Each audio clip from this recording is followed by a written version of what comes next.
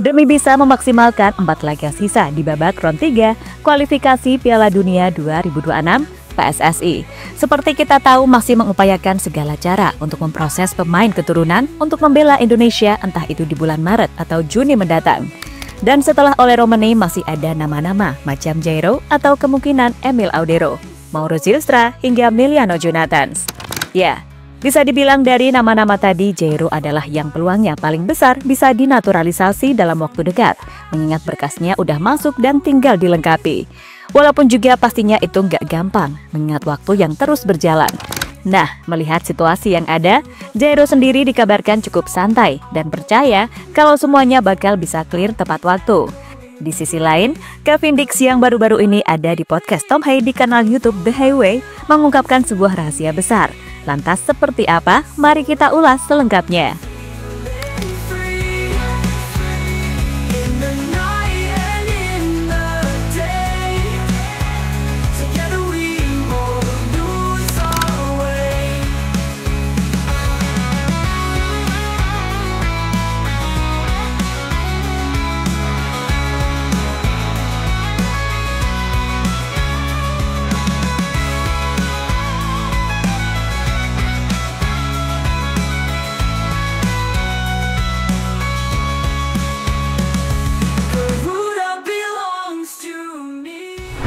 Gak terasa kalau kini hampir memasuki pertengahan bulan Februari 2025, di mana artinya kurang lebih 1 bulan lagi Indonesia akan melanjutkan perjuangan untuk lolos ke Piala Dunia 2026. Dan jika kita melihat peluang Indonesia untuk meraih hasil maksimal di 4 laga sisa babak round 3, sejatinya sangatlah terbuka. Sebab dari 4 laga yang ada, 2 diantaranya akan dilakukan di kandang.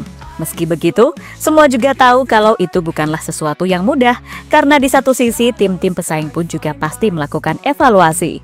Bahkan Cina selain menggelar TC lebih awal, mereka juga menambah kekuatan dengan 4 pemain naturalisasi. Intinya selain Jepang yang 99,9% sudah dijamin lolos, semua tim masih punya peluang yang sama, mengingat jarak poin yang ada bisa terbilang sangat ketat.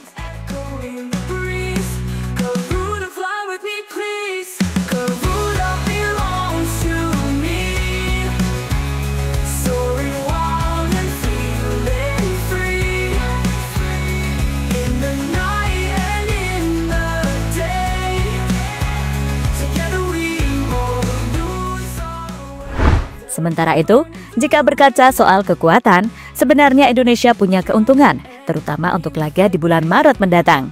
Seperti kita tahu, kalau Australia yang akan jadi lawan pertama masih cukup mumet karena ditinggal 2 bek andalannya, yakni Harry Souttar dan Alessandro Cerquati, lantaran cedera panjang. Dan Tony Popovic selaku pelatih mengaku masih terus berusaha mencari pengganti yang kualitasnya nggak begitu jauh dari mereka berdua. Masalahnya stok bek bagus yang tersedia juga terbatas, sehingga mau tak mau Popovic terpaksa harus bisa memaksimalkan pemain yang berkompetisi di liga domestik. Kemudian soal Bahrain, mereka saat ini cukup terganggu dengan isu soal pelatih mereka, Dragan Talajik, yang dirumorkan sedang didekati tim Saudi Pro League Al-Ettifaq, di mana tim tersebut menganggap Talajik adalah sosok yang pas untuk mengisi posisi yang akan ditinggalkan Steven Gerrard. Tentu saja, melihat sikon yang ada harusnya Indonesia mampu memanfaatkannya. Terlebih Bahrain sendiri sampai sekarang juga masih belum memberikan kepastian apakah mereka berani datang atau enggak ke Jakarta. Kan gitu.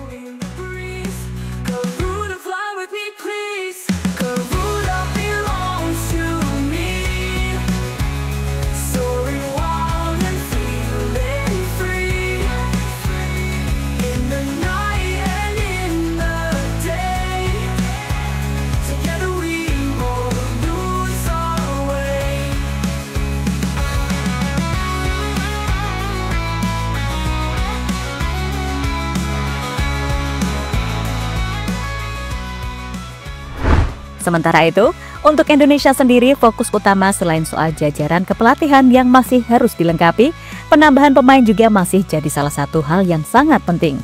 Masuknya Ole Romani di lini serang udah pasti akan memberi nilai tambah. Tinggal gimana caranya, sekarang PSSI harus bisa ngebut proses Jairo. Di samping mengurus berkas dari nama-nama lain yang dirumorkan, pokoknya Jairo dulu deh. Kalau dia bisa clear tepat waktu, paling enggak dari sektor tengah dan depan kita udah punya komposisi yang kuat untuk memperbesar peluang menang melawan Australia dan Bahrain. Nah, terkait Jairo, diketahui ia sendiri cukup santai menunggu proses yang ada. Entah bisa main Maret atau Juni, baginya yang penting adalah ia sudah sah dulu jadi WNI.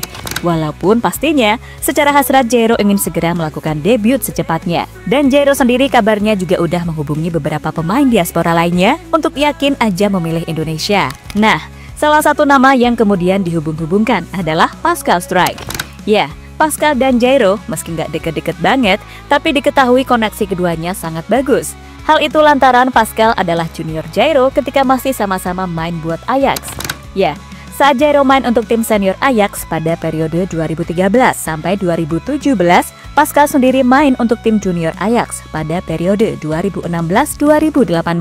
Meski nggak pernah terlibat langsung saat pertandingan resmi, tapi Pascal beberapa kali juga pernah ikutan latihan tim senior, sehingga sedikit banyak ia tahu soal sosok Jairo, yang ketika itu juga masih sama-sama muda. Intinya, kalau Jairo sukses dinaturalisasi, ada kemungkinan Pascal Struijk juga akan ikut ke timnas Indonesia.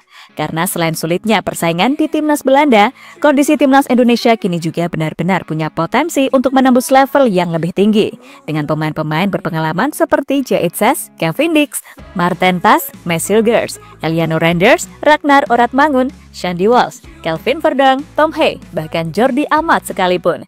Belum lagi jajaran pelatih yang secara nama adalah legenda besar di sepak bola internasional, khususnya adalah Patrick Kluivert dan Gerald Vandenberg. Wah, mantap banget pastinya.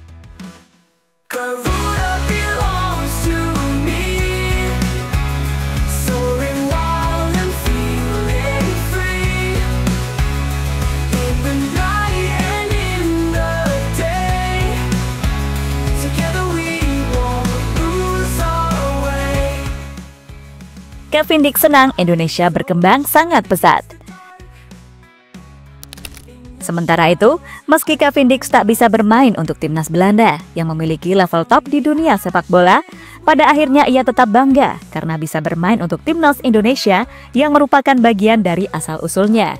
Ya, Kevin sendiri pernah berujar sebagaimana dilansir dari Bola Sport, melihat perkembangan timnas di bawah komando Pak Erick Thohir, yang maaf-maaf aja jauh lebih berkembang, bukan hal yang munafik bagi Kevin untuk memberikan pujian setinggi langit. Apalagi kini Indonesia benar-benar berubah 90 derajat setelah kedatangan pelatih asal Belanda, Patrick Kluivert, dan juga Alex Pastoor serta Danny Lanzat. Jelas Belanda punya banyak pemain bintang, tapi saya pikir ketika itu masih punya potensi untuk bermain di timnas Belanda lagi. Beberapa tahun lalu saya hampir main buat Belanda, tapi cedera. Tapi jika pada akhirnya adalah ini, tentu ini adalah soal kebanggaan, bukan sekedar ambisi. Saya mau bawa Indonesia ke peta sepak bola dunia.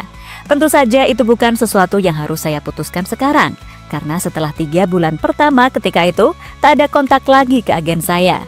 Tapi saya sangat terbuka untuk berdiskusi, dan rasanya dari FIFA sesuai regulasi masih memungkinkan, ucap Kevin dilansir dari Bola Sport.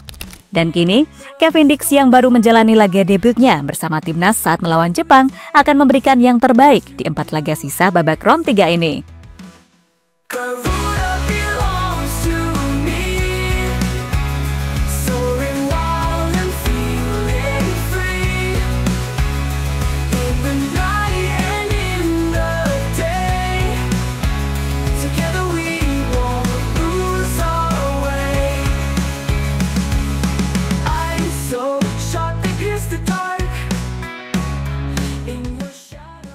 Kevin Dix siap jadi eksekutor penalti utama Indonesia.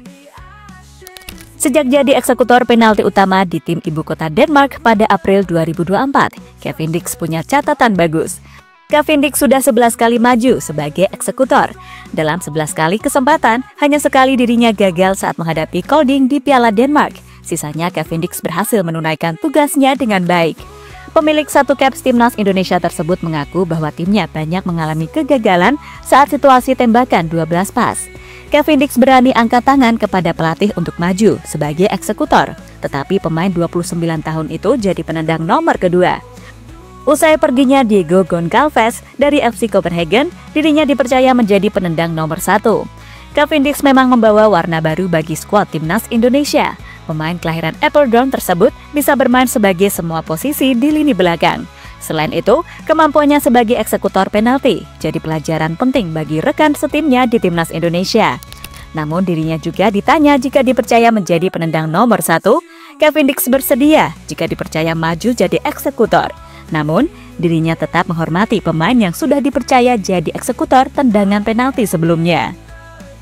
Baiklah, jika diizinkan saya siap, ujar Dix. Tetapi saya juga menghormati jika orang lain ingin mengambilnya, karena saya hanya pernah ke sana sekali. Jadi saya tidak akan tahu, seperti saya mengambilnya jika mereka mau 100%, ujar Kevin Dix dikutip dari The Highway.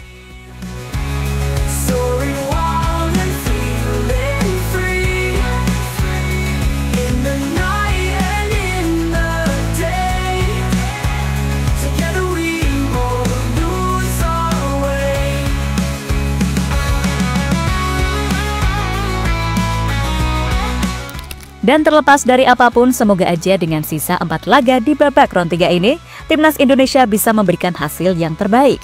Karena bagaimanapun, jika ingin tembus kokohnya dinding dunia, Indonesia harus bisa amankan 9 poin. Dan terpenting bisa kalahkan Australia serta Bahrain dan Cina. Gak mudah sih, tapi kalau melihat kedalaman skuad yang ada, jadi kun fayakun deh.